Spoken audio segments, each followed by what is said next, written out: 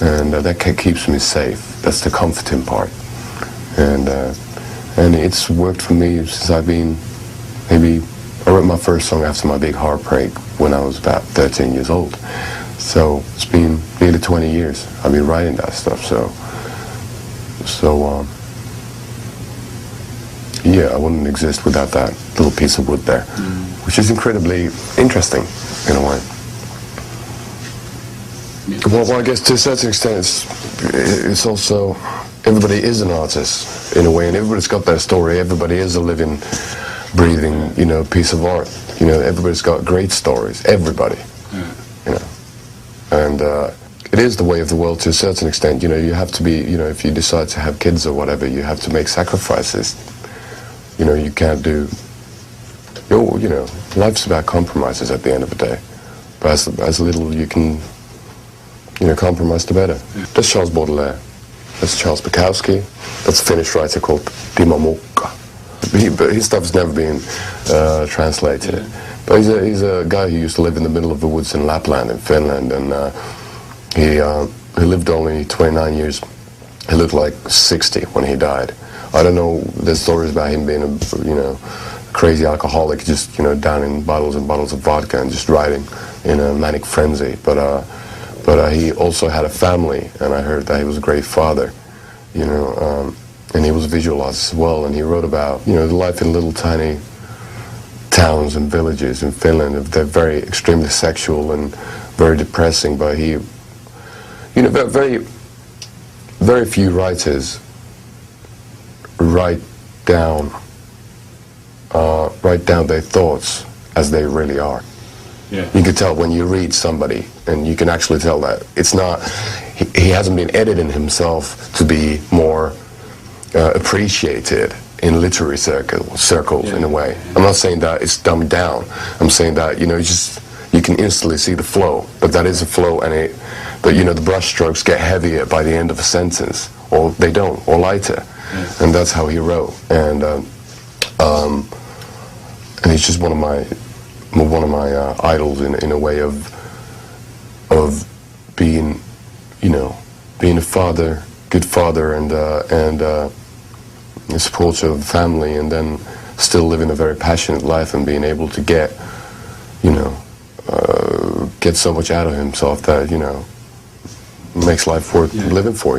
So I guess it's one of the things that his stuff is so. It's so very Finnish, and not even Finnish, it's more Lappish. So the language is really hard to translate because there's a lot of words I don't get because it's old school, and it's like a lot of dialects that have very few people use. So it's very, very hard to get the whole vibe down. And I think that some of his work has been translated into, I guess, German or Swedish, but I don't know how well it would do in English. It's like, those like rural writers here in America, when you're writing about a certain very specific place, and you have to write it in a very certain specific way to get the actual mood of living in there. And nobody who's ever been there can get the entire right feel out of it.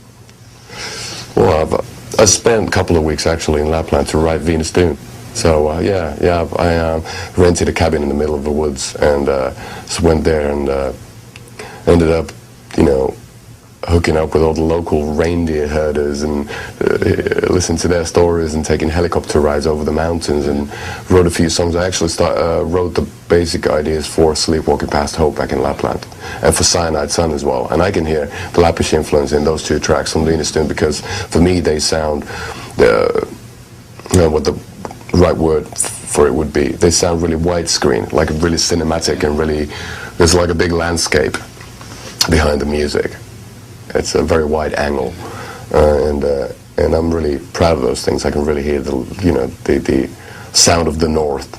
So I was thinking of maybe going back there for the next album. But it's, people tend to keep very much to themselves. They're not very open, not a lot of chit chat going around, and they're very honest in a way that there's no small talk, and they don't bullshit you.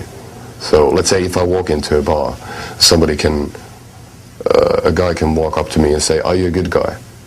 If I say, yeah, I consider myself a fairly good guy. Okay, in that case, just come along and sit down with us. So it's that direct. Yeah. There's no bull whatsoever. And I love the honesty in that, because it kills, you kill a lot of time by trying to please people, trying to, have the mask on. And back in the North, they don't care about that. And that's the cool thing about it. It's something very unique. But nowadays also, because of so many things being more liberal, it means that kids have to stretch further and further to make themselves noticed. If you know what I'm saying, culture and all that, there's not so many taboos anymore, and obviously kids are always searching for taboos. If we just think of, let's say, intoxicants, back in the day, weed was a cool little illegal thing. It's nothing nowadays. Meth is nothing nowadays. Cocaine is nothing nowadays. And smack's not interesting for anybody. You're just not off.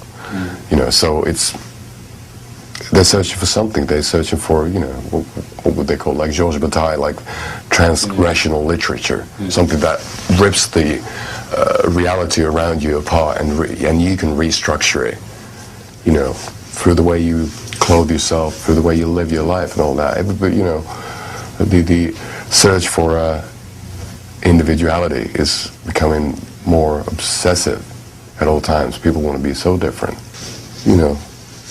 People just, rise to the barricades and trying to hop over the boundaries to see if the grass is greener on the other side. It's just, a lot of people don't do that on a psychological or on an intellectual level. You can still get a lot by just reading. A lot of thoughts and a lot of ideas. A lot of people seem to, I'm not saying everybody, but seems to have the obsession that you have to, show your individuality and your crazy identity through outer means. And that's not important, I guess.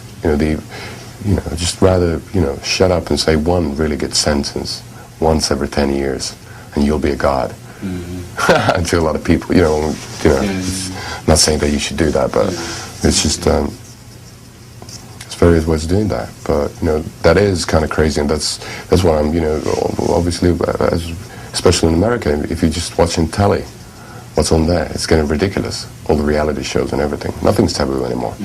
So it's, what are they looking for next? What's going to be the next kick? Murder? Or, well, like, just suicide is going to be a kick or something. And he has in the near past. Well, that was a sad thing. He was this introverted, it seems, I don't know that case very well, but introverted 18-year-old guy with tendencies towards neo-Nazism. And he was really in his own cocoon, didn't know much about the outside world, and he just, through whatever information, got the idea that he has the right to kill people, and he's doing that for the purification of, not necessarily the race, but for mankind. I don't know on what kind of spiritual level he was working on, but it's kind of weird. It's tough to get guns in Finland, and we don't have any, metal detectors at schools or anything like that, because Finland is considered to be a very, safe country. And a lot of people do have guns, but most of the people are, northerners who use them for hunting, and or whose hobby is just, shooting at a track. So that was a tough thing. It's Oxford's something about that. A great book, by the way. There was a story about that happened during one of the depressions or whatever in England, and 16, 17 something, and there was a family with 3 kids, and they were struggling with money, and they heard their parents fighting about it. So the 3 kids, aged maybe 11, 9, and 4, they all hung themselves in the kids' room. And what they wrote down was a note to their parents that we did it so we wouldn't be so many for you to take care of. The ultimate power is to denounce all power. That guy, for example, in Finland, he was apolitical, like everything, asexual, apolitical, anti-everything. So he was just basically trying to make himself as a blank canvas, which is extremely hard to do if you're living in a loving family. So that must be a horrendous journey he's been going through, and all the pain that he's been going through to actually cross that border into insanity and do all those horrible things he did. You know, it's... But also, the good thing about humanity in general is the fact that, you know, terrible crises and terrible catastrophes, they do appear to have the impact on people, that people become closer to each other as they start valuing about life a bit more after that. And people who, neighbors who hated them, you know, hated each other previously, they can't even hold hands occasionally. So it seems that a lot of people are so self-centered that it does take a catastrophe to all of a sudden for them to realize that there is life outside of themselves and outside of their families, and universal concerns, and a thing called universal compassion and love and hope. I've been a vegetarian for a long time. I was a vegetarian when I was a teenager for about 7 years, but then when touring, it became extremely hard. Places like Portugal or in Belgium, it's hard to get proper vegetarian food, and so I started eating fish again and chicken.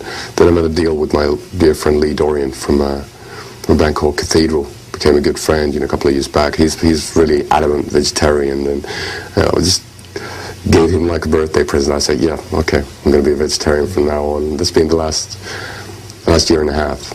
I'm nearly vegan, but I do, you know, I'm like a vegan who eats chocolate. So I'm trying to avoid dairy products as well, and eat.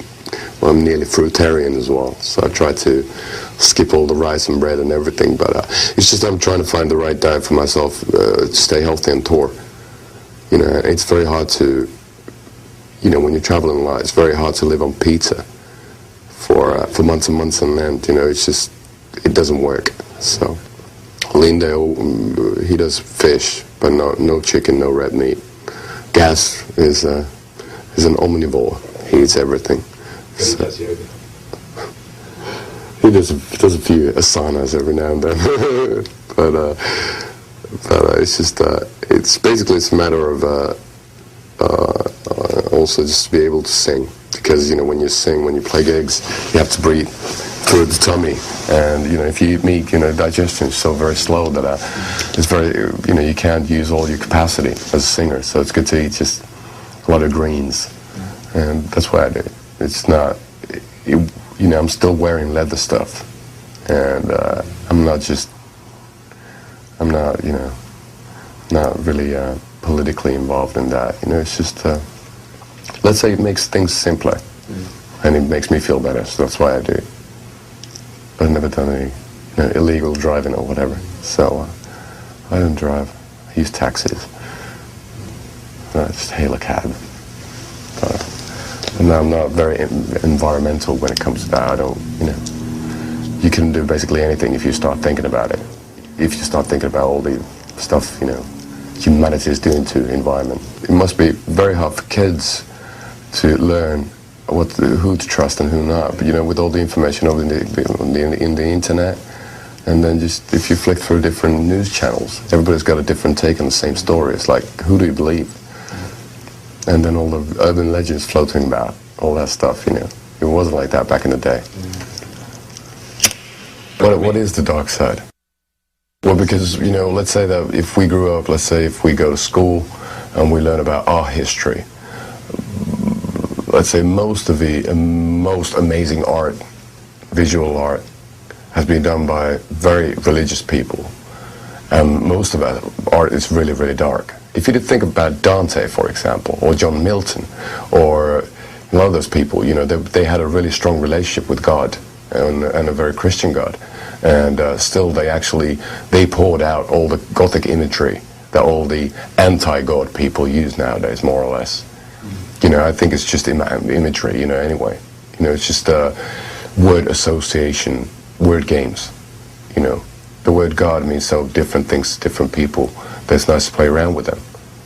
But, you know, as they say in the Bible, isn't it? Or do they say that in the Bible? But they're always saying that the greatest trick of Satan is is that, you know, he's wearing so many masks that people still do think that he doesn't, you know, exist. Maybe, you know, the God people are worshipping, you know, is the true evil. At least the Vatican is. You know, when a religion is based around money, then it's not. It doesn't have anything, you know, with anything to do with spirituality. That's why I say, you know, what did Jesus do in the temple back in the day? And at the end of the day, one of the main sins is, you know, the main deadly sins is hatred and aggression. What did Jesus do? He became extremely agitated and extremely anxious, you know, of the Pharisees, and he, you know, nearly destroyed the church there. And then he was crucified for his sins, I guess, and ours. So it's a very complicated myth, the whole Bible, you know, the Old Testament and the New, if you think of all those things.